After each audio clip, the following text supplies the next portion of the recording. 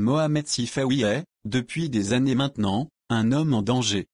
Il vit sous protection policière nuit et jour. Il en est à son 13e dépôt de plainte pour menace de mort. La dernière en date, postée sur les réseaux sociaux, appelle à le crever car il n'y aurait pas d'autre solution. Nul besoin, donc, d'attiser une haine déjà brûlante.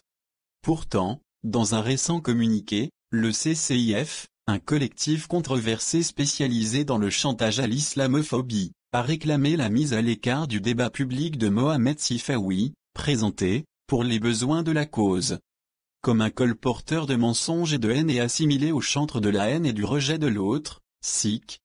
Cette accusation n'est pas seulement de mauvaise foi. Elle est absurde. En dehors du cercle des amis du CCIF, elle ne fait guère illusion. Le parcours de Mohamed Sifawi parle de lui-même. Il a poursuivi Jean-Marie Le Pen en justice aux côtés de SOS Racisme lorsque l'ex-président du Front National avait stigmatisé les Algériens et les musulmans dans une affiche électorale. Il a été l'un des premiers à dénoncer le site Riposte Laïque pour ses provocations à la haine envers les musulmans. Il a également consacré un ouvrage entier aux positions xénophobes d'Éric Zemmour. Homme de conviction, son engagement indéfectible contre l'obscurantisme, le racisme, l'antisémitisme et l'homophobie notamment, ne saurait être remis en question. Ne nous y trompons pas, ce n'est pas pour des propos complètement sortis de leur contexte d'énonciation que Mohamed Sifawi est aujourd'hui calomnié. C'est parce qu'il est un infatigable détracteur de ceux qui instrumentalisent l'islam à des fins politiques. Ses prises de position en faveur de Charlie Hebdo lors du procès des caricatures, sa défense de la laïcité, ses enquêtes sur Tariq Ramadan lui ont valu des inimitiés inexpugnables. La lutte contre le racisme est un sujet trop sérieux pour être laissé à des associations qui entretiennent sciemment la confusion entre la critique d'une idéologie réactionnaire et le rejet haineux de l'autre en raison de sa religion. Il est donc proprement stupéfiant de voir le CCIF, une organisation qui a invité à son récent dîner annuel la chef de file du Parti des indigènes de la République. Un mouvement qui théorise le refus du métissage et fait de la lutte contre le philosémitisme d'État l'un de ses principaux chevaux de bataille se poser en donneur de leçons.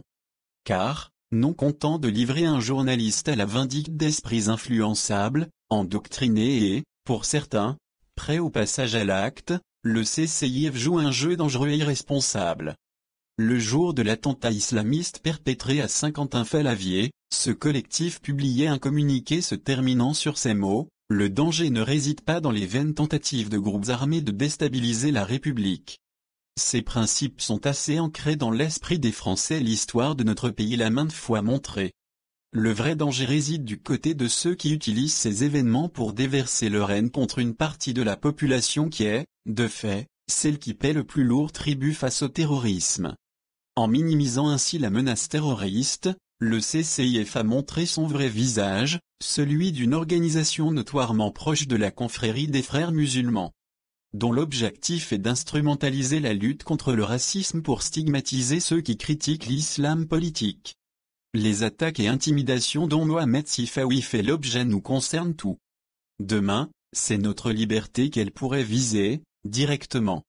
Nous ne voulons pas attendre qu'ils connaissent le sort de Charb, Cabu, Walensky et leurs compagnons d'infortune pour lui adresser le témoignage de notre solidarité pleine et entière. À la fin, disait Martin Luther King, nous ne nous souviendrons non pas des mots de nos ennemis, mais des silences de nos amis.